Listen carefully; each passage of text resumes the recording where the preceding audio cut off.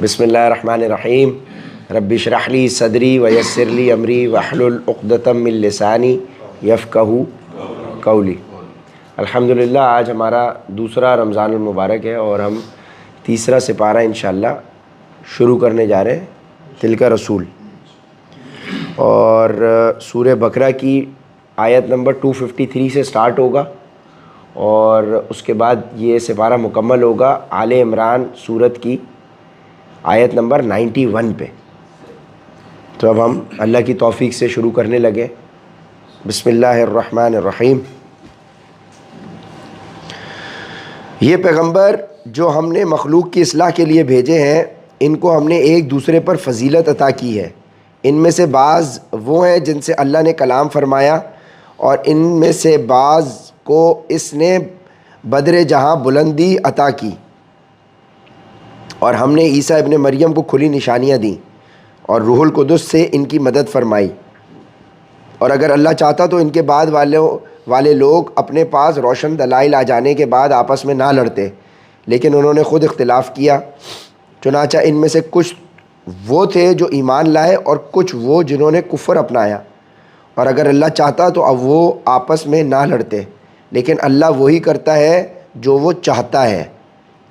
اے ایمان والو، جو رزق ہم نے تمہیں دیا ہے اس میں سے وہ دن آنے سے پہلے اللہ کے راستے میں خرچ کر لو جس دن نہ کوئی سودا ہوگا، نہ کوئی دوستی کام آئے گی اور نہ کوئی سفارش ہو سکے گی، اور ظالم وہ لوگ ہیں جو کفر اختیار کیے ہوئے ہیں۔ اللہ وہ ہے جس کے سوا کوئی معبود نہیں، جو سدا زندہ ہے، جو پوری کائنات سنبھالے ہوئے ہے، جس کو نہ کبھی اونگ لگتی ہے نہ نیند۔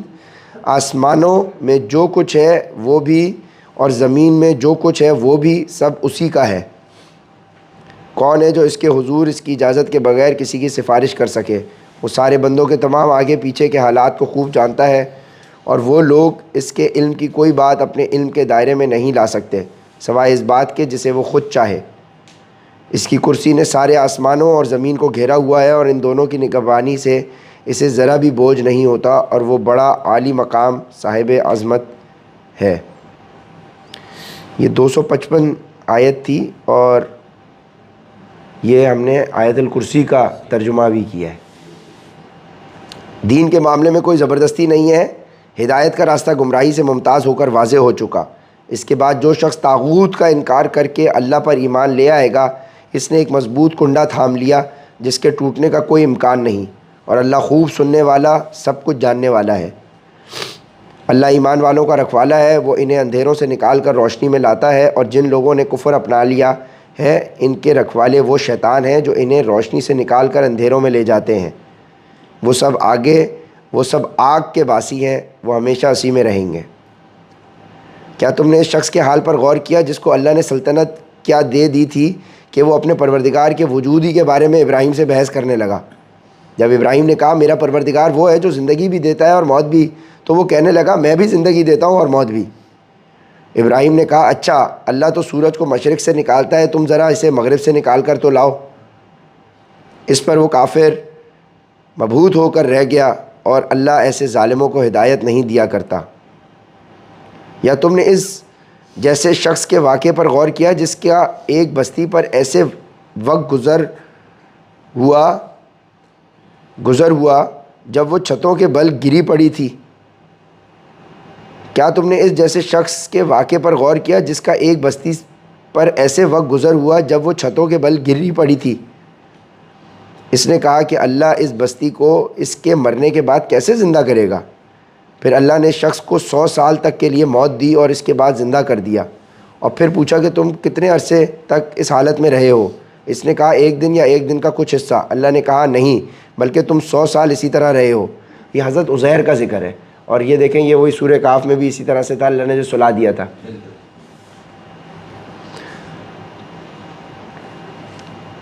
نہیں، بلکہ تم 100 سال یا اسی طرح رہے ہو۔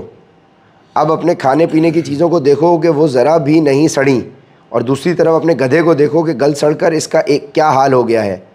اور یہ ہم نے اس لیے کیا تھا تاکہ ہم تمہیں لوگوں کے لیے اپنی قدرت کا ایک نشان بنا دیں۔ اور اب اپنے گدھے کی ہڈیوں کو دیکھو کہ ہم کس طرح انہیں اٹھاتے ہیں، پھر ان کو گوشت کا لباس پہناتے ہیں۔ چنانچہ جب حقیقت کھل کر سامنے آ گئی تو وہ بول اٹھا کہ مجھے یقین ہے اللہ ہر چیز پر قدرت رکھتا ہے۔ اور اس وقت کا تذکرہ سنو جب ابراہیم نے کہا تھا کہ میرے پروردگار مجھے دکھائیے کہ آپ مردوں کو کیسے زندہ کرتے ہیں۔ اللہ نے کہا کیا تمہیں یقین نہیں؟ کہنے لگے یقین کیوں نہ ہوتا، مگر یہ خواہش اس لیے کی تاکہ میرے دل کو پورا اطمینان حاصل ہو جائے۔ اللہ نے کہا اچھا تو 4 پرندے لو اور انہیں اپنے سے مانوس کر لو، پھر ان کو ذبح کر کے ان کا ایک ایک حصہ ہر پہاڑ پر رکھ دو، پھر ان کو بلاؤ، وہ چاروں تمہارے پاس دوڑے چلے آئیں گے۔ اور جان رکھو کہ اللہ پوری طرح صاحب اقتدار بھی ہے، اعلیٰ درجے کی حکمت والا بھی۔ دیکھیں یہاں پہ ان کو ڈاؤٹ نہیں تھا، لیکن انہوں نے کہا اللہ مجھے مزید اطمینان کے لیے میرا کانفیڈنس تو بحال کر دے۔ تو بالکل اسی طرح سے ہمیں اطمینان ہمیں بھی ہے، الحمدللہ بھروسہ ہمیں بھی ہے، لیکن آپ اللہ کے ساتھ ایسی ڈیل کر سکتے ہیں۔ اللہ یہ کام ہو جائے تو اور یقین پکا ہو جائے گا، تو پھر اللہ بولے گا کر دیتے ہیں بھائی آپ کا ایمان پکا کرنے کے لیے۔ لیکن بات یہ ہے کہ آپ کا اللہ کے ساتھ تعلق کیسا والا ہے۔ جو لوگ اللہ کے راستے میں اپنے مال خرچ کرتے ہیں ان کی مثال ایسی ہے جیسے ایک دانہ 7 بالیں اگائے اور ہر بال میں 100 دانے ہوں، اور اللہ جس کے لیے چاہتا ہے ثواب میں کئی گنا اضافہ کر دیتا ہے۔ اللہ بہت وسعت والا اور بڑے علم والا ہے، یعنی اللہ کی راہ میں 1 روپے 700 گنا کے ملٹیپلائی ہو کے ملتا ہے۔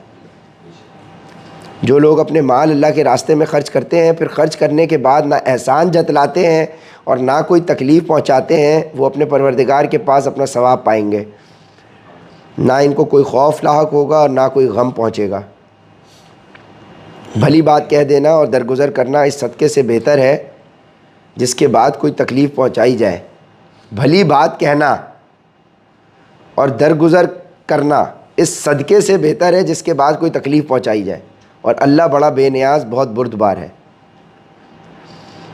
اے ایمان والو اپنے صدقات کو احسان جتلا کر اور تکلیف پہنچا کر اس شخص کی طرح ضائع مت کرو جو اپنا مال لوگوں کو دکھانے کے لیے خرچ کرتا ہے اور اللہ کو اور یوم آخرت پر ایمان نہیں رکھتا۔ چنانچہ اس کی مثال ایسی ہے جیسے ایک چکنی چٹان پر مٹی جمی ہو، پھر اس پر زور کی بارش پڑے اور اس مٹی کو بہا کر چٹان کو دوبارہ چکنی بنا چھوڑے۔ ایسے لوگوں نے جو کمائی کی ہوتی ہے وہ ذرا بھی ان کے ہاتھ نہیں لگتی، اور اللہ ایسے کافروں کو ہدایت تک نہیں پہنچاتا۔ اور جو لوگ اپنے مال اللہ کی خوشنودی طلب کرنے کے لیے اور اپنے آپ میں پختگی پیدا کرنے کے لیے خرچ کرتے ہیں ان کی مثال ایسی ہے جیسے ایک باغ اور جو لوگ اپنے مال اللہ کی خوشنودی طلب کرنے کے لیے اور اپنے آپ میں پختگی پیدا کرنے کے لیے خرچ کرتے ہیں ان کی مثال ایسی ہے جیسے ایک باغ کسی ٹیلے پر واقع ہو، اس پر زور کی بارش برسے تو وہ دگنا پھل لے کر آئے، اور اگر اس پر زور کی بارش نہ بھی برسے تو بھی ہلکی پھلکی پھوار بھی اس کے لیے کافی ہے، اور تم جو عمل بھی کرتے ہو اللہ اسے خوب اچھی طرح دیکھتا ہے۔ کیا تم میں سے کوئی یہ پسند کرے گا کہ اس کا کھجوروں اور انگوروں کا ایک باغ ہو جس کے نیچے نہریں بہتی ہوں، اور اس کو اس باغ میں اور بھی ہر طرح کے پھل حاصل ہوں، اور بڑھاپے نے اسے آ پکڑا ہو اور اس کے بچے ابھی کمزور ہوں، اتنے میں ایک آگ سے بھرا گولا آ کر اس کو اپنی زد میں لے لے اور پورا باغ جل کر رہ جائے؟ اسی طرح اللہ تمہارے لیے اپنی آیتیں کھول کھول کر بیان کرتا ہے تاکہ تم غور کرو۔ اے ایمان والو جو کچھ تم نے کمایا ہو اور جو پیداوار ہم نے تمہارے لیے زمین سے نکالی ہو اس کی اچھی چیزوں کا ایک حصہ اللہ کے راستے میں خرچ کیا کرو، اور یہ نیت نہ رکھو کہ بس ایسی خراب قسم کی چیزیں اللہ کے نام پر دیا کرو گے جو اگر کوئی دوسرا تمہیں دے تو نفرت کے مارے تم اسے آنکھ دیکھے بغیر نہ لے سکو، اور یاد رکھو کہ اللہ ایسا بے نیاز ہے کہ ہر قسم کی تعریف اسی کی طرف لوٹتی ہے۔ شیطان تمہیں مفلسی سے ڈراتا ہے اور تمہیں بے حیائی کا حکم دیتا ہے، اور اللہ تم سے اپنی مغفرت اور فضل کا وعدہ کرتا ہے، اور اللہ بڑی وسعت والا ہر بات جاننے والا ہے۔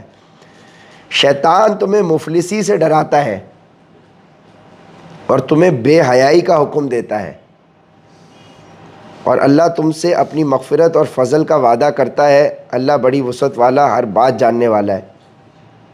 مفلسی کا ذکر ہے اور اس کے بعد بے حیائی کی بات ہے، یعنی لوگ پھر بے حیائی کو استعمال کر کے اپنی مفلسی کو مٹاتے ہیں۔ کیا ریلیشن شپ بنا ہے دیکھیں ذرا، سبحان اللہ۔ بے شک بھائی کہ یار دیکھو پروڈکٹ نہیں بکے گی اگر عورت کو استعمال نہیں کیا. مفلسی ہے تو اپنے جسم فروشی پہ انسان لگ گیا بے حیائی کر کے. مفلسی کا کیا مطلب ہوتا ہے؟ غربت. وہ جس کو چاہتا ہے دانائی عطا کر دیتا ہے، اور جسے دانائی عطا ہوگی اسے وافر مقدار میں بھلائی ملے گی. اور نصیحت وہی لوگ حاصل کرتے ہیں جو سمجھ کے مالک ہیں. اور تم جو کوئی خرچ کرو یا کوئی منت مانو، اللہ اسے جانتا ہے. اور ظالموں کو کسی قدر کی مددگار میسر نہیں آئیں گے. اگر تم صدقات ظاہر کر کے دو تب بھی اچھا ہے، اور اگر ان کو چھپا کر فقراء کو دو تو یہ تمہارے حق میں کہیں بہتر ہے. اور اللہ تمہاری برائیوں کا کفارہ کر دے گا، اور اللہ تمہارے تمام کاموں سے پوری طرح باخبر ہے. اے پیغمبر، ان کافروں کو راہ راست پر لے آنا آپ کی ذمہ داری نہیں ہے. ان کافروں کو راہ راست پر لے آنا آپ کی ذمہ داری نہیں ہے، لیکن اللہ جس کو چاہتا ہے راہ راست پر لے آتا ہے. اور جو مال بھی تم خرچ کرتے ہو وہ خود تمہارے فائدے کے لیے ہوتا ہے، جبکہ تم اللہ کی خوشنودی طلب کرنے کے سوا کسی اور غرض سے خرچ نہیں کرتے. اور جو مال بھی تم خرچ کرو گے تمہیں پورا دیا جائے گا، اور تم پر ذرا بھی ظلم نہیں ہوگا.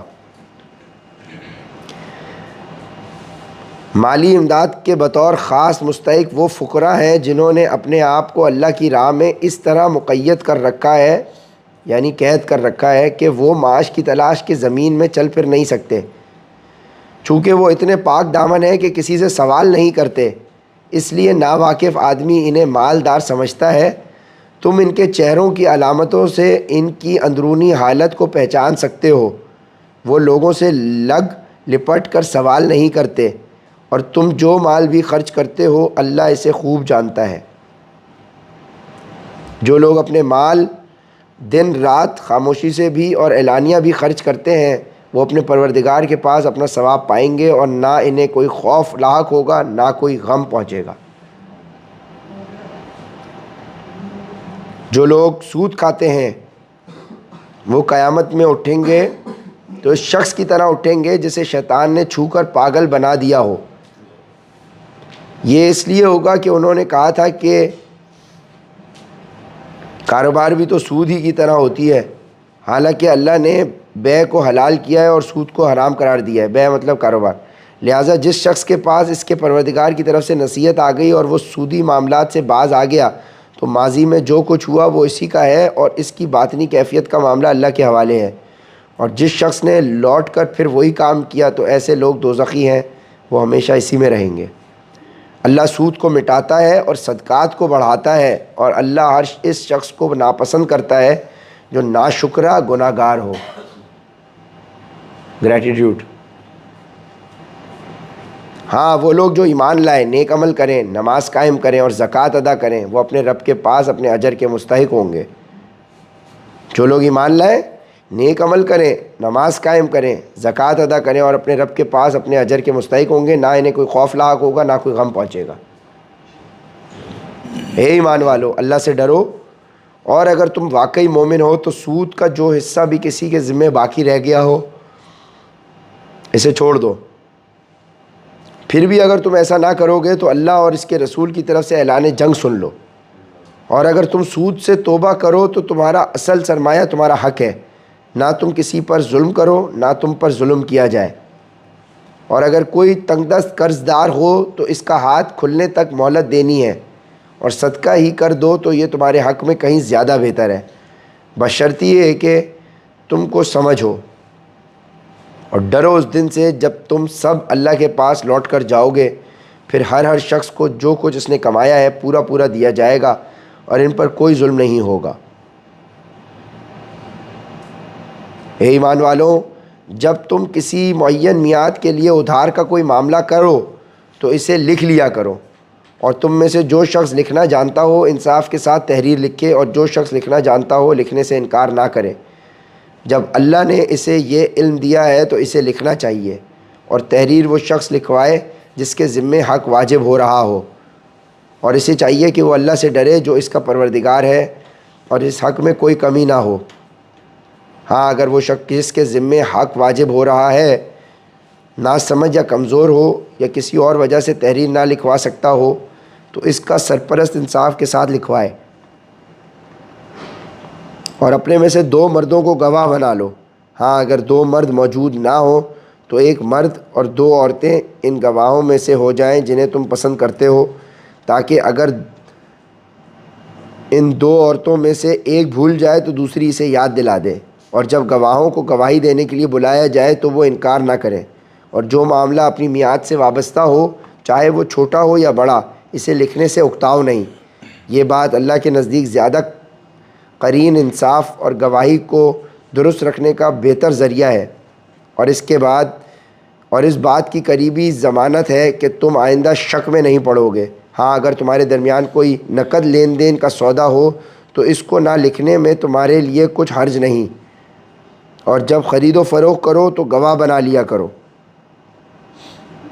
اور نہ لکھنے والے کو کوئی تکلیف پہنچائی جائے نہ گواہ کو، اور اگر ایسا کرو گے تو یہ تمہاری طرف سے نافرمانی ہوگی، اور اللہ کا خوف دل میں رکھو، اللہ تمہیں تعلیم دیتا ہے اور اللہ ہر چیز پر علم رکھتا ہے۔ یعنی قرض دے رہے ہیں تو بھائی لکھت پڑھت کریں، ٹائم کے لیے آپ ظاہر دے رہے ہیں 3 مہینے 4 مہینے 2 مہینے 1 ہفتے 1 مہینے کے لیے، انسان بھول جاتا ہے۔ اور اگر تم سفر پر ہو اور تمہیں کوئی لکھنے والا نہ ملے تو ادائیگی کی ضمانت کے طور پر رہن قبضے میں رکھ لیے جائیں۔ ہاں اگر تم ایک دوسرے پر بھروسہ کرو تو جس پر بھروسہ کیا گیا ہے وہ اپنی امانت ٹھیک ادا کرے اور اللہ سے ڈرے جو اس کا پروردگار ہے، اور گواہی کو نہ چھپاؤ، اور جو گواہی کو چھپائے گا وہ گناہگار دل کا حامل ہے، اور جو عمل بھی تم کرتے ہو اللہ اس سے خوب واقف ہے۔ جو کچھ آسمانوں میں ہے اور جو کچھ زمین میں ہے سب اللہ ہی کا ہے، اور جو باتیں تمہارے دلوں میں ہیں خواہ تم ان کو ظاہر کرو یا چھپاؤ اللہ تم سے ان کا حساب لے گا، پھر جس کو چاہے گا معاف کر دے گا اور جس کو چاہے گا سزا دے گا، اور اللہ ہر چیز پر قدرت رکھتا ہے۔ یہ رسول یعنی محمد صلی اللہ علیہ وآلہ وسلم اس چیز پر ایمان لائے ہیں جو ان کی طرف ان کے رب کی طرف سے نازل کی گئی ہے، اور ان کے ساتھ تمام مسلمان بھی۔ یہ سب اللہ پر، اس کے فرشتوں پر، اس کی کتابوں پر اور اس کے رسولوں پر ایمان لائے ہیں۔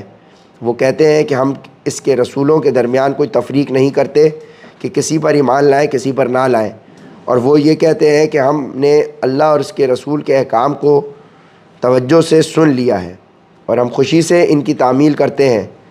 اے ہمارے پروردگار، ہم آپ کی مغفرت کے طلبگار ہیں اور آپ ہی کی طرف ہمیں لوٹ کر جانا ہے۔ اللہ کسی بھی شخص کو اس کی وسعت سے زیادہ ذمہ داری نہیں سونپتا، اس کو فائدہ بھی اسی کام سے ہوگا جو وہ اپنے ارادے سے کرے، اس کو فائدہ بھی اسی کام سے ہوگا جو وہ اپنے ارادے سے کرے، اور نقصان بھی اسی کام سے ہوگا جو اپنے ارادے سے کرے، انٹینشنز۔ اے ہمارے پروردگار، اگر ہم سے کوئی بھول چوک ہو جائے تو ہماری گرفت نہ فرمائیے، اور اے ہمارے پروردگار ہم پر اس طرح کا بوجھ نہ ڈالیے جیسا آپ نے ہم سے پہلے لوگوں پر ڈالا تھا، اور اے ہمارے پروردگار ہم پر ایسا بوجھ نہ ڈالیے جسے اٹھانے کی ہم طاقت نہ رکھتے ہوں، اور ہماری خطاؤں سے درگزر فرمائیے، ہمیں بخشش دیجیے اور ہم پر رحم فرمائیے۔ آپ ہی ہمارے حامی و ناصر ہیں، اس لیے کافر لوگوں کے مقابلے میں ہمیں نصرت عطا فرمائیے۔ یہ سورہ بقرہ کی آخری 2 آیات بھی مکمل ہو گئی ماشاءاللہ، 285 اور 286 ماشاءاللہ بھائی۔ سورہ بقرہ قرآن پاک کی سب سے طویل سورت ہم نے ترجمے کے ساتھ مکمل کر لی ہے بھائی ماشاءاللہ، الحمدللہ، اللہ کا احسان ہے مالک کا۔ اب سورہ آل عمران سٹارٹ ہو رہی ہے، صرف 91 آیات باقی رہ گئی آج کے سیشن کی، ٹھیک ہے جی، تقریباً آدھا سپارہ رہ گیا۔ الف لام میم، اللہ لا الہ الا هو الحی القیوم۔ اللہ وہ ہے جس کے سوا کوئی معبود نہیں، جو سدا زندہ ہے، جو پوری کائنات سنبھالے ہوئے ہے۔ اس نے تم پر وہ کتاب نازل کی ہے جو حق پر مشتمل ہے، جو اپنے سے پہلی کتابوں کی تصدیق کرتی ہے، اور اسی نے تورات اور انجیل اتاری جو اس سے پہلے لوگوں کے لیے مجسم ہدایت بن کر آئی تھیں، اور اسی نے حق و باطل کو پرکھنے کا معیار نازل کیا۔ بے شک جن لوگوں نے اللہ کی آیتوں کا انکار کیا ہے ان کے لیے سخت عذاب ہے، اور اللہ زبردست اقتدار کا مالک اور برائی کا بدلہ دینے والا ہے۔ یقین رکھو کہ اللہ سے کوئی چیز چھپ نہیں سکتی، نہ زمین میں نہ آسمان میں۔ وہی ہے جو ماؤں کے پیٹ میں جس طرح چاہتا ہے تمہاری صورتیں بناتا ہے، اس کے سوا کوئی معبود نہیں۔ وہ زبردست اقتدار کا بھی مالک ہے، اعلیٰ درجے کی حکمت کا بھی۔ ہے رسول، وہی اللہ ہے جس نے تم پر کتاب نازل کی ہے، جس کی کچھ آیتیں تو محکم ہیں جن پر کتاب کی اصل بنیاد ہے، اور کچھ دوسری آیتیں متشابہ ہیں۔ اب جن لوگوں کے دلوں میں ٹیڑھ ہے وہ ان متشابہ آیتوں کے پیچھے پڑے رہتے ہیں تاکہ فتنہ پیدا کریں اور ان آیتوں کی تعویلات تلاش کریں، حالانکہ ان آیتوں کا ٹھیک ٹھیک مطلب اللہ کے سوا کوئی نہیں جانتا۔ اور جن لوگوں کا علم پختہ ہے وہ یہ کہتے ہیں کہ ہم اس مطلب پر ایمان لاتے ہیں جو اللہ کو معلوم ہے، سب کچھ ہمارے پروردگار ہی کی طرف سے ہے، اور نصیحت وہی لوگ حاصل کرتے ہیں جو عقل والے ہیں۔ ایسے لوگ یہ دعا کرتے ہیں کہ اے ہمارے رب، تو نے ہمیں جو ہدایت عطا فرمائی ہے اس کے بعد ہمارے دلوں میں ٹیڑھ پیدا نہ ہونے دے، اور خاص اپنے پاس سے ہمیں رحمت عطا فرما، بے شک تیری اور صرف تیری ذات وہ ہے جو بے انتہا بخشش کی خوگر ہے۔ ہمارے پروردگار، تو تمام انسانوں کو ایک ایسے دن جمع کرنے والا ہے جس کے آنے میں کوئی شک نہیں، بے شک اللہ اپنے وعدے کی خلاف ورزی نہیں کرتا۔ حقیقت یہ ہے کہ جن لوگوں نے کفر اپنا لیا ہے اللہ کے مقابلے میں، نہ ان کی دولت ان کے کچھ کام آئے گی، نہ ان کی اولاد، اور وہی ہے جو آگ کا ایندھن بن کر رہیں گے۔ ان کا حال فرعون اور ان سے پہلے کے لوگوں کے معاملے جیسا ہے۔ انہوں نے ہماری آیتوں کو جھٹلایا، چنانچہ اللہ نے ان کو ان کے گناہوں کی وجہ سے پکڑ میں لے لیا، اور اللہ کا عذاب بڑا سخت ہے۔ جن لوگوں نے کفر اپنا لیا ہے ان سے کہہ دو کہ تم مغلوب ہو گئے، اور تمہیں جمع کر کے جہنم کی طرف لے جایا جائے گا، اور وہ بہت برا بچھونا ہے۔ جن لوگوں نے کفر اپنا لیا ہے ان سے کہہ دو کہ تم مغلوب ہو گئے ہو اور تمہیں جمع کر کے جہنم کی طرف لے جایا جائے گا، اور وہ بہت برا بچھونا ہے۔ یعنی کافروں کو بتائیں کہ وہ جہنم میں جانے والے ہیں۔ تمہارے لیے ان دو گروہوں کے واقعے میں بڑی نشانی ہے جو ایک دوسرے سے ٹکرائے تھے۔ ان میں سے ایک گروہ اللہ کے راستے میں لڑ رہا تھا، اور دوسرا کافروں کا گروہ تھا جو اپنے آپ کو کھلی آنکھوں سے کئی گنا زیادہ دیکھ رہا تھا، اور اللہ جس کی چاہتا ہے اپنی مدد سے تائید کرتا ہے۔ بے شک اس واقعے میں آنکھوں والوں کے لیے عبرت کا بڑا سامان ہے۔ لوگوں کے لیے ان چیزوں کی محبت خوشنما بنا دی گئی ہے جو ان کی نفسانی خواہش کے مطابق ہوتی ہے۔ لوگوں کے لیے ان چیزوں کی محبت خوشنما بنا دی گئی ہے جو ان کی نفسانی خواہش کے مطابق ہوتی ہے، یعنی عورتیں، بچے، سونے چاندی کے لگے ہوئے ڈھیر، نشان لگے ہوئے گھوڑے، چوپائے اور کھیتیاں، یہ سب دنیاوی زندگی کا سامان ہے، لیکن ابدی انجام کا حسن تو صرف اللہ کے پاس ہے۔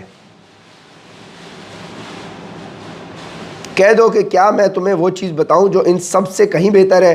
جو لوگ تقوی اختیار کرتے ہیں ان کے لیے ان کے رب کے پاس وہ باغات ہیں جن کے نیچے نہریں بہتی ہیں، جن میں وہ ہمیشہ رہیں گے، اور پاکیزہ بیویاں ہیں، اور اللہ کی طرف سے خوشنودی ہے، اور تمام بندوں کو اللہ اچھی طرح دیکھ رہا ہے۔ یہ وہ لوگ ہیں جو کہتے ہیں کہ اے ہمارے پروردگار، ہم آپ پر ایمان لے آئے، اب ہمارے گناہوں کو بخش دیجیے اور ہمیں دوزخ کے عذاب سے بچا لیجیے۔ یہ لوگ بڑے صبر کرنے والے ہیں، سچائی کے خوگر ہیں، عبادت گزار ہیں، اللہ کی خوشنودی کے لیے خرچ کرنے والے ہیں، اور سحری کے اوقات میں استغفار کرتے رہتے ہیں۔ یعنی سحری کے ٹائم پہ اب استغفار کی تسبیح ہونی چاہیے۔ اللہ نے خود اس بات کی گواہی دی ہے کہ اور فرشتوں اور اہل علم نے بھی کہ اس کے سوا کوئی معبود نہیں جس نے انصاف کے ساتھ کائنات کا انتظام سنبھالا ہوا ہے۔ اس کے سوا کوئی عبادت کے لائق نہیں جس کا اقتدار بھی کامل ہے، حکمت بھی کامل۔ بے شک معتبر دین تو اللہ کے نزدیک اسلام ہی ہے، اور جن لوگوں کو کتاب دی گئی تھی انہوں نے الگ راستہ لا علمی میں نہیں بلکہ علم آ جانے کے بعد محض آپس کی ضد کی وجہ سے اختیار کیا۔ اور جو شخص بھی اللہ کی آیتوں کو جھٹلائے تو اسے یاد رکھنا چاہیے کہ اللہ بہت جلد حساب لینے والا ہے۔ پھر بھی اگر یہ تم سے جھگڑیں تو کہہ دو کہ میں نے تو اپنا رخ اللہ کی طرف کر لیا ہے، اور جنہوں نے میری اتباع کی ہے انہوں نے بھی۔ اور اہل کتاب سے اور عرب کے ان پڑھ مشرکین سے کہہ دو کہ کیا تم بھی اسلام لاتے ہو؟ پھر اگر وہ اسلام لے آئیں تو ہدایت پا جائیں گے، اور اگر انہوں نے منہ موڑا تو تمہاری ذمہ داری صرف پیغام پہنچانے کی حد تک ہے، اور اللہ تمام بندوں کو خود دیکھ رہا ہے۔ انس بھائی کب تک صرف میسج دینا کام ہے؟ جو لوگ اللہ کی آیتوں کو جھٹلاتے ہیں اور نبیوں کو ناحق قتل کرتے ہیں اور انصاف کی تلقین کرنے والے لوگوں کو بھی قتل کرتے ہیں، ان کو دردناک عذاب کی خوشخبری سنا دو۔ یہ وہ لوگ ہیں جن کے اعمال دنیا اور آخرت میں غارت ہو چکے ہیں اور ان کو کسی قسم کے مددگار نصیب نہیں ہوں گے۔ کیا تم نے ان لوگوں کو نہیں دیکھا جنہیں کتاب کا ایک حصہ دیا گیا تھا کہ انہیں اللہ کی کتاب کی طرف دعوت دی جاتی ہے تاکہ وہ ان کے درمیان فیصلہ کرے، اس کے باوجود ان میں سے ایک گروہ منہ موڑ کر انحراف کر جاتا ہے۔ یہ سب اس لیے ہے کہ انہوں نے یہ کہا ہوا ہے کہ ہمیں گنتی کے چند دنوں کے سوا آگ ہرگز نہیں چھوئے گی، اور انہوں نے جو جھوٹی باتیں تراش رکھی ہیں انہوں نے ان کے دین کے معاملے میں ان کو دھوکہ میں ڈال دیا ہے۔ بھلا اس وقت ان کا کیا حال ہوگا جب ہم انہیں ایک ایسے دن کا سامنا کرنے کے لیے جمع کر لائیں گے جس کے آنے میں ذرا بھی شک نہیں ہے، اور ہر شخص نے جو کچھ کمائی کی ہوگی وہ اس کو پوری دی جائے گی اور کسی پر کوئی ظلم نہیں ہوگا۔ کہو کہ اے اللہ، اے اقتدار کے مالک، تو جس کو چاہتا ہے اقتدار بخشتا ہے اور جس سے چاہتا ہے اقتدار چھین لیتا ہے، اور جس کو چاہتا ہے عزت بخشتا ہے اور جس کو چاہتا ہے رسوا کر دیتا ہے۔ تمام تر بھلائی تیرے ہی ہاتھ میں ہے، یقیناً تو ہر چیز پر قادر ہے۔ کہو کہ اے اللہ، اے اقتدار کے مالک، تو جس کو چاہتا ہے اقتدار بخشتا ہے اور جس سے چاہتا ہے اقتدار چھین لیتا ہے، اور جس کو چاہتا ہے عزت بخشتا ہے اور جس کو چاہتا ہے رسوا کر دیتا ہے۔ تمام تر بھلائی تیرے ہی ہاتھ میں ہے، یقیناً تو ہی ہر چیز پر قادر ہے۔ تو ہی رات کو دن میں داخل کرتا ہے اور دن کو رات میں داخل کرتا ہے، اور تو ہی بے جان چیز میں سے جاندار کو برآمد کر لیتا ہے اور جاندار میں سے بے جان چیز نکال لاتا ہے، اور جس کو چاہتا ہے بے حساب رزق عطا کرتا ہے۔ مومن لوگ مسلمانوں کو چھوڑ کر کافروں کو اپنا یار و مددگار نہ بنائیں۔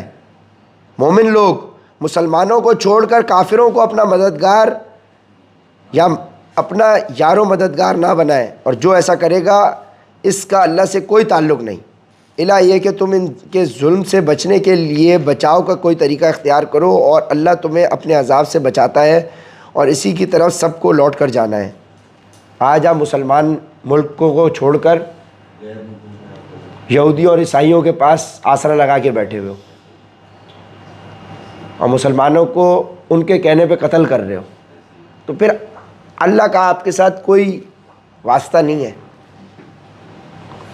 بے شک آپ کتنی بھی آیتیں پڑھتے رہو، کتنا بھی قرآن پڑھ لو، آپ کتنے بھی بڑے منصب میں ملک میں بیٹھے ہوئے ہو، کسی کام کے نہیں ہو آپ۔ انشاءاللہ اللہ دکھائے گا انشاءاللہ۔ اے رسول، لوگوں کو بتا دو کہ جو کچھ تمہارے دلوں میں ہے تم اس سے چھپاؤ یا ظاہر کرو، اللہ اسے جان لے گا، اور جو کچھ آسمانوں میں ہے اور جو کچھ زمین میں ہے وہ سب جانتا ہے، اور اللہ ہر چیز پر قادر ہے۔ وہ دن یاد رکھو جس دن کسی بھی شخص نے نیکی کا جو کام کیا ہوگا اسے اپنے سامنے موجود پائے گا، اور برائی کا جو کام کیا ہوگا اس کو بھی اپنے سامنے دیکھ کر یہ تمنا کرے گا کہ کاش اس کے اور اس کی بدی کے درمیان بہت دور کا فاصلہ ہوتا۔ اور اللہ تمہیں اپنے عذاب سے بچاتا ہے، اور اللہ بندوں پر بہت شفقت رکھتا ہے۔ اے پیغمبر، لوگوں سے کہہ دو کہ اگر تم اللہ سے محبت رکھتے ہو تو میری اتباع کرو۔ اے پیغمبر، لوگوں سے کہہ دو کہ اگر تم اللہ سے محبت رکھتے ہو تو میری اتباع کرو، اللہ تم سے محبت کرے گا اور تمہاری خاطر تمہارے گناہ معاف کر دے گا، اور اللہ بہت معاف کرنے والا بڑا مہربان ہے۔ کہہ دو کہ اللہ اور رسول کی اطاعت کرو، پھر بھی اگر منہ موڑو گے تو اللہ کافروں کو پسند نہیں کرتا۔ اللہ نے آدم، نوح، ابراہیم کے خاندان اور عمران کے خاندان کو چن کر تمام جہانوں پر فضیلت دی تھی۔ یہ ایسی نسل تھی جس کے افراد نیکی اور اخلاص میں ایک دوسرے سے ملتے جلتے تھے، اور اللہ ہر ایک کی بات سننے والا، ہر چیز کا علم رکھتا ہے۔ چنانچہ اللہ کے دعا سننے کا وہ واقعہ یاد کرو جب عمران کی بیوی نے کہا تھا کہ یا رب، میں نے نظر مانی ہے کہ میرے پیٹ میں جو بچہ ہے اسے ہر کام سے آزاد کر کے تیرے لیے وقف کروں گی، میرے اس نظر کو قبول فرما، بے شک تو سننے والا ہر چیز کا علم رکھتا ہے۔ حضرت مریم کے والد صاحب کا نام عمران ہے، جس سے یہ آل عمران چل رہی ہے، جس سے نام عمران ہوتا ہے۔ پھر جب ان سے لڑکی پیدا ہوئی تو وہ حسرت سے کہنے لگیں، یا رب، یہ تو مجھ سے لڑکی پیدا ہو گئی ہے، حالانکہ اللہ کو خوب علم تھا کہ ان کے یہاں کیا پیدا ہوا ہے، اور لڑکا لڑکی جیسا نہیں ہوتا، میں نے اس کا نام مریم رکھ دیا ہے اور میں اسے اور اس کی اولاد کو شیطان مردود سے حفاظت کے لیے آپ کی پناہ میں دیتی ہوں۔ چنانچہ اس کے رب نے اس مریم کو بطریق احسن قبول کیا اور اسے بہترین طریقے سے پروان چڑھایا، اور زکریا اس کے سرپرست بنے۔ جب بھی زکریا ان کے پاس ان کی عبادت گاہ میں جاتے، ان کے پاس کوئی رزق پاتے۔ حضرت زکریا ان کے خالو تھے حضرت مریم کے۔ حضرت مریم کی جو والدہ ہیں ان کی بہن کے ہسبینڈ تھے حضرت زکریا، خالو تھے حضرت مریم کے۔ جب بھی زکریا ان کے پاس ان کی عبادت گاہ میں جاتے، ان کے پاس کوئی رزق پاتے۔ انہوں نے پوچھا، مریم تمہارے پاس یہ چیزیں کہاں سے آئیں؟ وہ بولی، اللہ کے پاس سے، اللہ جس کو چاہتا ہے بے حساب رزق دیتا ہے۔ اس موقع پر زکریا نے اپنے رب سے دعا کی، کہنے لگے، یا رب مجھے خاص اپنے پاس سے پاکیزہ اولاد فرما دے، بے شک تو دعا کا سننے والا ہے۔ چنانچہ ایک دن جب زکریا عبادت گاہ میں کھڑے نماز پڑھ رہے تھے، فرشتوں نے انہیں آواز دی کہ اللہ آپ کو یحییٰ کی پیدائش کی خوشخبری دیتا ہے، جو اس شان سے پیدا ہوں گے کہ اللہ کے ایک کلمے کی تصدیق کریں گے، لوگوں کے پیشوا ہوں گے، اپنے آپ کو نفسانی خواہشات سے مکمل طور پر روکے ہوئے ہوں گے، اور نبی ہوں گے، اور ان کا شمار راست بازوں میں ہوگا۔ زکریا نے کہا، یا رب میرے یہاں لڑکا کس طرح پیدا ہوگا جبکہ مجھے بڑھاپا آ پہنچا ہے اور میری بیوی بانجھ ہے؟ اللہ نے کہا، اسی طرح اللہ جو چاہتا ہے کرتا ہے۔ انہوں نے کہا، پروردگار میرے لیے کوئی نشانی مقرر کر دیجیے۔ اللہ نے کہا، تمہاری نشانی یہ ہوگی کہ تم 3 دن تک اشاروں کے سوا کوئی بات نہیں کر سکو گے، اور اپنے رب کا کثرت سے ذکر کرتے رہو، اور ڈھلے دن کے وقت بھی اور صبح سویرے بھی اللہ کی تسبیح کیا کرو۔ اور اب اس وقت کا تذکرہ سنو جب فرشتوں نے کہا تھا کہ اے مریم، بے شک اللہ نے تمہیں چن لیا ہے، تمہیں پاکیزگی عطا کی ہے، اور دنیا جہان کی ساری عورتوں میں تمہیں منتخب کر کے فضیلت بخشی ہے۔ اے مریم، تم اپنے رب کی عبادت میں لگی رہو اور سجدہ کرو، اور رکوع کرنے والوں کے ساتھ رکوع بھی کیا کرو۔ اے پیغمبر، یہ سب غیب کی خبریں ہیں جو ہم وحی کے ذریعے تمہیں دے رہے ہیں۔ تم اس وقت ان کے پاس نہیں تھے جب وہ یہ طے کرنے کے لیے اپنے قلم ڈال رہے تھے کہ ان میں سے کون مریم کی کفالت کرے گا، اور نہ اس وقت تم ان کے پاس تھے جب وہ اس مسئلے میں ایک دوسرے پر اختلاف کر رہے تھے۔ ظاہر ہے حضرت عمران ان کے والد اور ان کی والدہ حیات نہیں ہے، تبھی یہ ڈیسائیڈ کر رہے ہیں کہ بھائی کون ان کی پرورش کرے گا۔ وہ وقت بھی یاد کرو جب فرشتوں نے مریم سے کہا تھا کہ اے مریم، اللہ تعالیٰ تمہیں اپنے ایک کلمے کی پیدائش کی خوشخبری دیتا ہے جس کا نام مسیح عیسیٰ ابن مریم ہوگا، جو دنیا اور آخرت دونوں میں صاحب وجاہت ہوگا اور اللہ کے مقرب بندوں میں سے ہوگا، اور وہ گہوارے میں بھی لوگوں سے بات کرے گا اور بڑی عمر میں بھی اور راز باز لوگوں میں سے ہوگا۔ مریم نے کہا، پروردگار مجھ سے لڑکا کیسے پیدا ہو جائے گا جبکہ مجھے کسی بشر نے چھوا تک نہیں؟ اللہ نے فرمایا، اللہ اسی طرح جس کو چاہتا ہے پیدا کرتا ہے۔ جب وہ کوئی کام کرنے کا فیصلہ کر لیتا ہے تو صرف اتنا ہی کہتا ہے کہ ہو جا، بس وہ ہو جاتا ہے۔ اور وہی اللہ اس کو یعنی عیسیٰ ابن مریم کو کتاب و حکمت اور تورات اور انجیل کی تعلیم دے گا، اور اسے بنی اسرائیل کے پاس رسول بنا کر بھیجے گا، جو لوگوں سے یہ کہے گا کہ میں تمہارے پاس تمہارے رب کی طرف سے ایک نشانی لے کر آیا ہوں، اور وہ نشانی یہ ہے کہ میں تمہارے سامنے گارے سے پرندہ جیسی ایک شکل بناتا ہوں، پھر اس میں پھونک مارتا ہوں تو وہ اللہ کے حکم سے پرندہ بن جاتا ہے، وہ اللہ کے حکم سے پرندہ بن جاتا ہے، اور میں اللہ کے حکم سے مادرزاد اندھے اور کوڑی کو تندرست کر دیتا ہوں اور مردوں کو زندہ کر دیتا ہوں، اور تم لوگ جو کچھ اپنے گھروں میں کھاتے یا ذخیرہ کر کے رکھتے ہو میں وہ سب بتا دیتا ہوں۔ اگر تم ایمان لانے والے ہو تو ان تمام باتوں میں تمہارے لیے کافی نشانی ہے۔ اور جو کتاب مجھ سے پہلے آ چکی ہے یعنی تورات، میں اس کی تصدیق کرنے والا ہوں، اور اس لیے بھیجا گیا ہوں تاکہ کچھ چیزیں جو تم پر حرام کی گئی تھیں اب تمہارے لیے حلال کر دوں، اور میں تمہارے پاس تمہارے پروردگار کی طرف سے نشانی لے کر آیا ہوں، لہٰذا اللہ سے ڈرو اور میرا کہنا مانو. اولڈ ٹیسٹمنٹ تورات، پھر بائبل نیو ٹیسٹمنٹ. بے شک اللہ میرا بھی پروردگار ہے اور تمہارا بھی پروردگار. یہی سیدھا راستہ ہے کہ صرف اسی کی عبادت کرو. پھر جب عیسیٰ نے محسوس کیا کہ وہ کفر پر آمادہ ہیں تو انہوں نے اپنے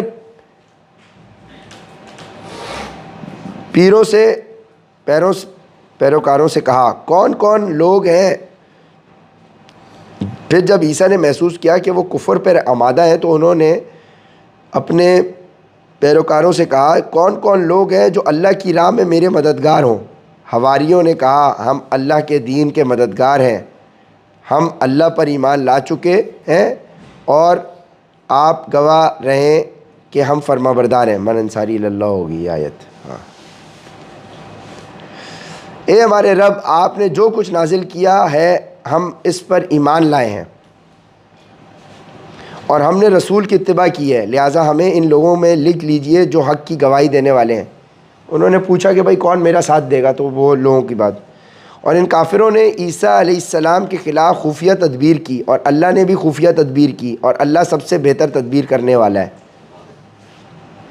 اس کی تدبیر اس وقت سامنے آئی جب اللہ نے کہا تھا کہ اے عیسیٰ میں تمہیں صحیح سالم واپس لے لوں گا اور تمہیں اپنی طرف اٹھا لوں گا، اور جن لوگوں نے کفر اپنا لیا ہے ان کی ایذا سے تمہیں پاک کر دوں گا، اور جن لوگوں نے تمہاری اتباع کی ہے ان کو قیامت کے دن تک ان لوگوں پر غالب رکھوں گا جنہوں نے تمہارا انکار کیا ہے. یعنی عیسائیوں کو یہودیوں پہ غالب رکھوں گا. پھر تم سب کو میرے پاس لوٹ کر آنا ہے، اور وہ پھر عیسائی تو آگے مسلمان ہو جائیں گے، ظاہر ہے. جنہوں نے تمہارا، کیونکہ حضرت عیسیٰ کو جنہوں نے مانا انہوں نے تو اللہ کے رسول کو ہی مانا، تو وہ مسلم ہی کہلائیں گے. وہ ان کو قیامت کے دن تک ان لوگوں پر غالب رکھوں گا جنہوں نے تمہارا انکار کیا ہے. پھر تم سب کو میرے پاس لوٹ کر آنا ہے، اس وقت میں تمہارے درمیان ان باتوں کا فیصلہ کروں گا جن میں تم اختلاف کرتے تھے. یعنی قیامت کے دن فیصلہ ہو جائے گا. چنانچہ جو لوگ ایسے ہیں کہ انہوں نے کفر اپنا لیا ہے ان کو تو میں دنیا اور آخرت میں سخت عذاب دوں گا اور ان کو کسی طرح کے مددگار میسر نہیں آئیں گے، مطلب دنیا میں بھی اور آخرت میں بھی. البتہ جو لوگ ایمان لائے ہیں اور انہوں نے نیک عمل کیے ہیں ان کو اللہ ان کا پورا حساب دے گا، اور اللہ ظالموں کو پسند نہیں کرتا. اے پیغمبر، یہ وہ آیتیں اور حکمت بھرا ذکر ہے جو ہم تمہیں پڑھ کر سنا رہے ہیں. اللہ کے نزدیک عیسیٰ کی مثال آدم جیسی ہے. اللہ نے انہیں مٹی سے پیدا کیا، پھر ان سے کہا ہو جا، بس وہ ہو گئے. حق وہی ہے جو تمہارے رب کی طرف سے آیا ہے، لہٰذا شک کرنے والوں میں شامل نہ ہو جانا. تمہارے پاس حضرت عیسیٰ علیہ السلام کے واقعے کا جو صحیح علم آ گیا ہے، اس کے بعد بھی جو لوگ اس معاملے میں تم سے بحث کریں تو ان سے کہہ دو کہ آؤ ہم اپنے بیٹوں کو بلائیں، اور تم اپنے بیٹوں کو، اور ہم اپنی عورتوں کو، اور تم اپنی عورتوں کو، اور ہم اپنے لوگوں کو، اور تم اپنے لوگوں کو، پھر ہم سب مل کر اللہ کے سامنے گڑ گڑائیں، اور جو جھوٹے ہوں ان پر اللہ کی لعنت. یقین جانو کہ واقعات کا سچا بیان یہی ہے اور اللہ کے سوا کوئی معبود نہیں، اور یقیناً اللہ ہی ہے جو اقتدار کا بھی مالک ہے، حکمت کا بھی مالک.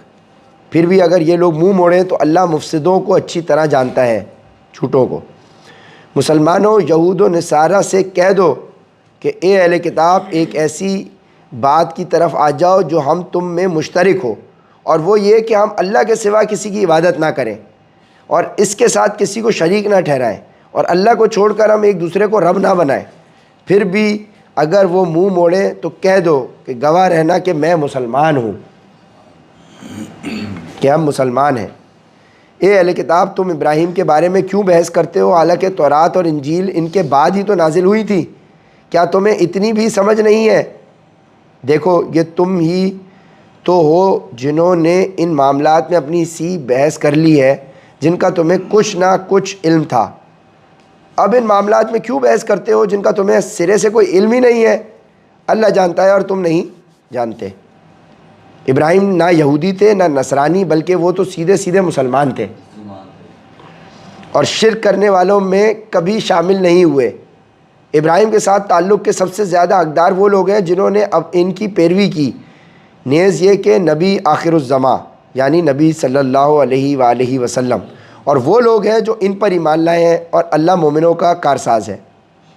مسلمانوں، اہل کتاب کا ایک گروہ یہ چاہتا ہے کہ تم لوگوں کو گمراہ کر دے، حالانکہ وہ اپنے سوا کسی اور کو گمراہ نہیں کر رہے، اگرچہ انہیں اس کا احساس نہیں ہے۔ اے اہل کتاب، اللہ کی آیتوں کا کیوں انکار کرتے ہو حالانکہ تم خود ان کے منجانب اللہ ہونے کے گواہ ہو؟ اے اہل کتاب، تم حق کو باطل کے ساتھ کیوں گڈمڈ کرتے ہو، مکس کرتے ہو، اور کیوں جان بوجھ کر حق بات کو چھپاتے ہو؟ اہل کتاب کے ایک گروہ نے ایک دوسرے سے کہا کہ ہم جو کلام مسلمانوں پر نازل کیا گیا ہے اس پر دن کے شروع میں تو ایمان لے آؤ، اور دن کے آخری حصے میں اس سے انکار کر دینا، اور شاید اس طرح مسلمان بھی اپنے دین سے پھر جائیں، مگر دل سے ان لوگوں کے سوا کسی کی نہ مانو جو تمہارے دین کے متبع ہوں۔ آپ ان سے کہہ دیجئے کہ ہدایت تو وہی ہدایت ہے جو اللہ کی دی ہوئی ہے، یہ ساری باتیں تم اس ضد میں کر رہے ہو کہ کسی کو اس جیسی چیز یعنی نبوت اور آسمانی کتابیں کیوں مل گئیں جیسی کبھی تمہیں دی گئی تھی، یا مسلمان تمہارے رب کے آگے تم پر غالب کیوں آ گئے؟ آپ کہہ دیجئے کہ فضیلت تمام تر اللہ کے ہاتھ میں ہے، وہ جس کو چاہتا ہے دے دیتا ہے، اور اللہ بڑی وسعت والا ہے، ہر چیز کا علم رکھتا ہے۔ کوئی جیلسی کی بات آ گئی کہ بھائی ہمارے پاس کتاب تھی، اب ان لوگوں کے پاس کیسے چلی گئی؟ بنی اسرائیل میں کتابیں آ رہی تھی، رسول آ رہے تھے، اب یہ بنی اسماعیل میں کیسے چلے گئے؟ وہ اپنی رحمت کے لیے جس کو چاہتا ہے خاص طور پر منتخب کر لیتا ہے، اور اللہ فضل عظیم کا مالک ہے۔ اہل کتاب میں کچھ لوگ تو ایسے ہیں کہ اگر تم ان کے پاس دولت کا ایک ڈھیر بھی امانت کے طور پر رکھو اہل کتاب میں کچھ لوگ تو ایسے ہیں کہ اگر تم ان کے پاس دولت کا ایک ڈھیر بھی امانت کے طور پر رکھوا دو تو وہ تمہیں واپس کر دیں گے، اور انہی میں سے کچھ ایسے ہیں کہ اگر 1 دینار کی امانت بھی ان کے پاس رکھواؤ تو وہ تمہیں واپس نہیں دیں گے، الا یہ کہ تم ان کے سر پر کھڑے رہو۔ ان کا یہ طرز عمل اس لیے ہے کہ انہوں نے یہ کہہ رکھا ہے کہ امیوں یعنی غیر یہودی عربوں کے ساتھ معاملہ کرنے میں ہماری کوئی پکڑ نہیں ہوگی۔ یہودی جو ہے اپنے علاوہ کرسچنز کو، مسلمانوں کو جنٹائلز کہتے ہیں، یعنی ان کے ساتھ ہم کوئی بھی سلوک کریں اس کی ہم سے پوچھ گچھ نہیں ہوگی۔ جنٹائلز GENTILES، ان کا یہ طرز عمل اس لیے ہے کہ انہوں نے یہ کہہ رکھا ہے کہ امیوں یعنی غیر یہودی عربوں کے ساتھ معاملہ کرنے میں ہماری کوئی پکڑ نہیں ہوگی، اور اس طرح وہ اللہ پر جان بوجھ کر جھوٹ باندھتے ہیں۔ بھلا پکڑ کیوں نہیں ہوگی؟ قاعدہ یہ ہے کہ جو اپنے عہد کو پورا کرے گا اور گناہ سے بچے گا تو اللہ ایسے پرہیزگاروں سے محبت کرتا ہے۔ اس کے برخلاف جو لوگ اللہ سے کیے ہوئے عہد اور اپنی کھائی ہوئی قسموں کا سودا کر کے تھوڑی سی قیمت حاصل کر لیتے ہیں، ان کا آخرت میں کوئی حصہ نہیں ہوگا، اور قیامت کے دن نہ اللہ ان سے بات کرے گا، نہ انہیں رعایت کی نظر سے دیکھے گا، نہ انہیں پاک کرے گا، اور ان کا حصہ تو بس عذاب ہوگا انتہائی دردناک۔ اور انہی میں سے ایک گروہ کے لوگ ایسے ہیں جو کتاب یعنی تورات پڑھتے وقت اپنی زبانوں کو مروڑتے ہیں تاکہ تم ان کی مروڑ کر بنائی ہوئی اس عبارت کو کتاب کا حصہ سمجھو، حالانکہ وہ کتاب کا حصہ نہیں ہوتی، اور وہ کہتے ہیں کہ یہ عبارت اللہ کی طرف سے ہے، حالانکہ وہ اللہ کی طرف سے نہیں ہوتی، اور اس طرح وہ اللہ پر جانتے بوجھتے جھوٹ باندھتے ہیں۔ یہ کسی بشر کا کام نہیں کہ اللہ تو اسے کتاب اور حکمت اور نبوت عطا کرے، اور وہ اس کے باوجود لوگوں سے کہہ کر اللہ کو چھوڑ کر میرے بندے بن جاؤ، اس کے بجائے تو وہ تو یہی کہے گا کہ اللہ والے بن جاؤ، کیونکہ تم جو کتاب پڑھاتے رہے ہو اور جو کچھ پڑھتے رہے ہو اس کا یہی نتیجہ ہونا چاہیے۔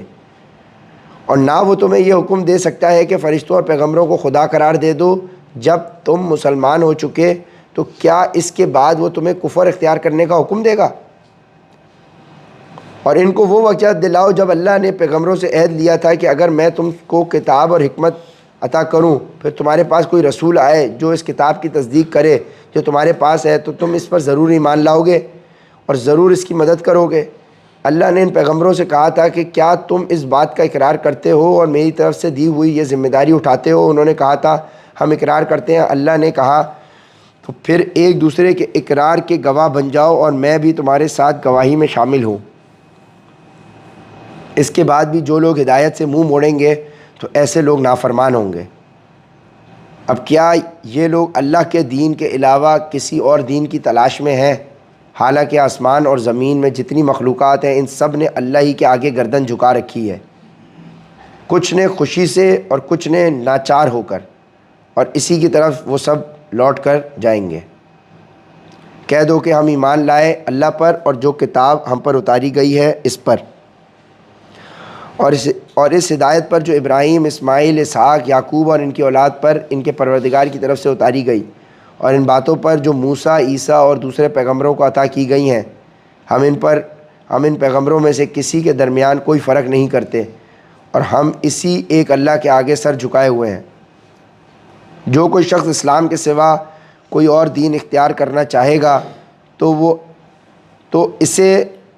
اس سے وہ دین قبول نہیں کیا جائے گا، اور آخرت میں وہ ان لوگوں میں شامل ہوگا جو سخت نقصان اٹھانے والے ہیں۔